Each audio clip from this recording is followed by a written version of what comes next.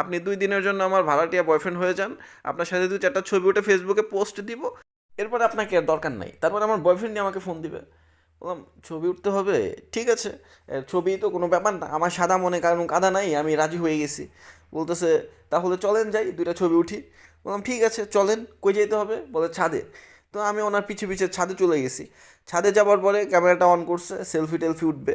তো সেলফি উঠতেছিল, বলে বয়ফ্রেন্ড যেভাবে দাঁড়ায় সেভাবে দাঁড়ান, এভাবে একটু পোজ দেন, ওইভাবে একটু পোজ দেন। তো আমি ওনার কথা মতো সেভাবে ছবি টবি উঠতেছিলাম আর কি। অ্যান্ড ছবি টবি মোটামুটি উঠা শেষ। আমি ভাবলাম যে ঠিক আছে ছবিটা তো শেষ, আমি এখন যাইগা, হ্যাঁ। বলে আচ্ছা জানগা। তো আমিও আমার মতো চলে গেছি। আমি চলে গেছি, উনি বসে বসে ছবিগুলো হয়তো এডিট করতেছিল, এডিট মিডিট করে ফেসবুকে পোস্ট দিবে।